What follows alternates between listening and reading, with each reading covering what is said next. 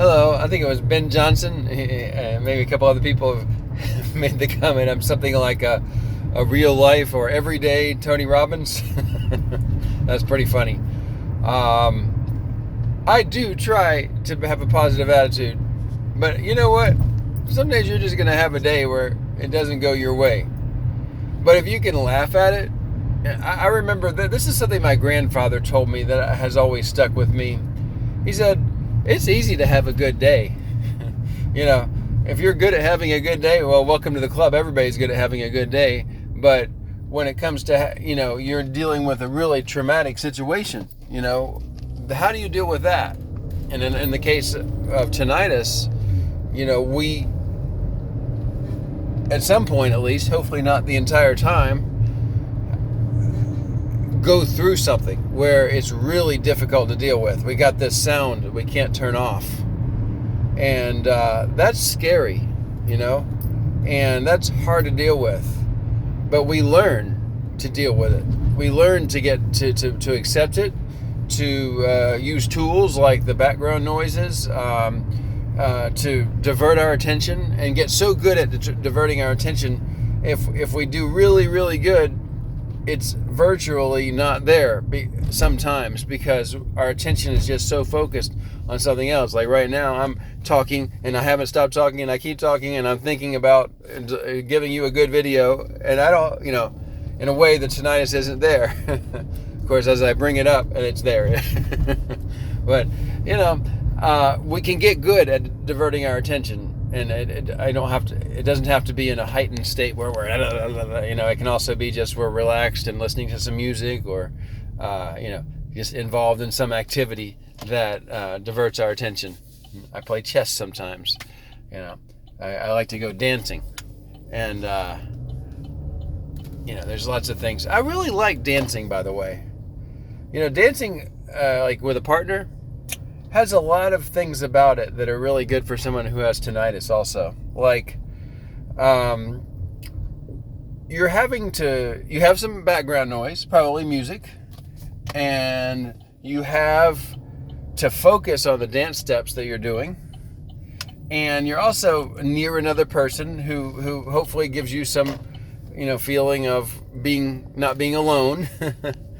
So, and you're moving your body, and you're thinking about how your body moves, and all those things are great, and it can be good for the mind, the soul, and tinnitus. So even if you don't have a person to practice with right now, maybe look up like salsa dance steps, beginner level or intermediate level or whatever level you are, and see if you can learn some.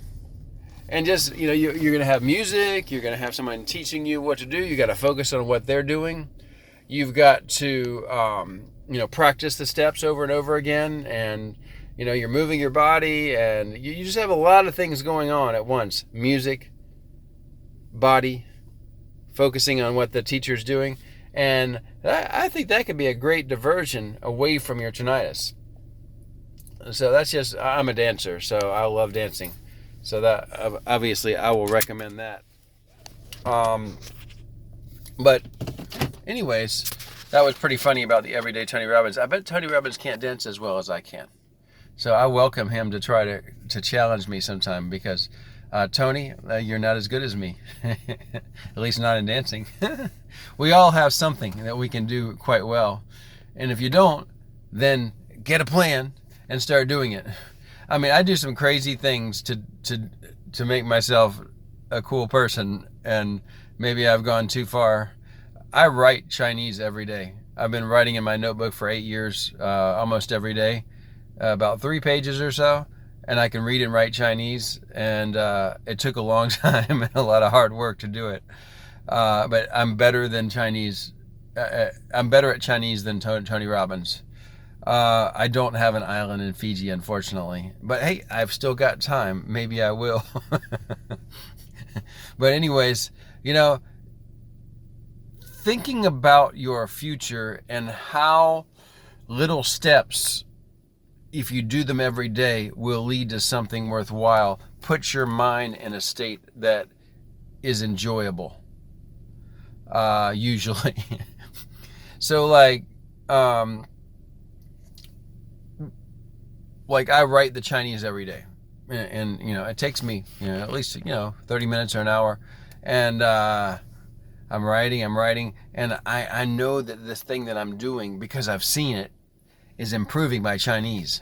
So by doing it every day, I'm moving towards something in the future.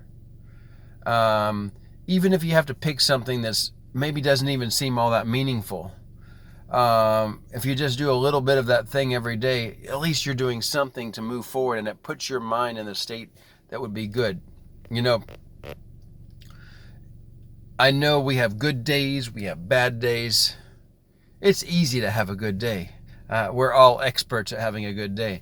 But when things are not going our way, are we able to say, okay, I've got these things not going my way, but I'm still going to do that thing, like write the Chinese or learn the dance step, that will at least move me forward a little bit, so that, maybe I'll get past this bad day faster, or I'll at least have done something worthwhile today, even though I'm having a bad day.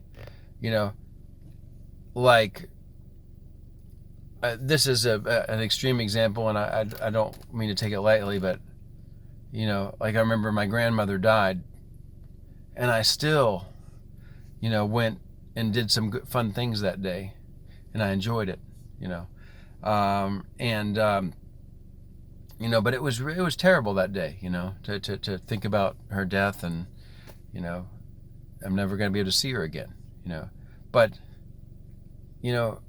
I still went and did some fun things, and I got a few things done that day, and it was a while ago. It's not recent, but regardless of what happens to you,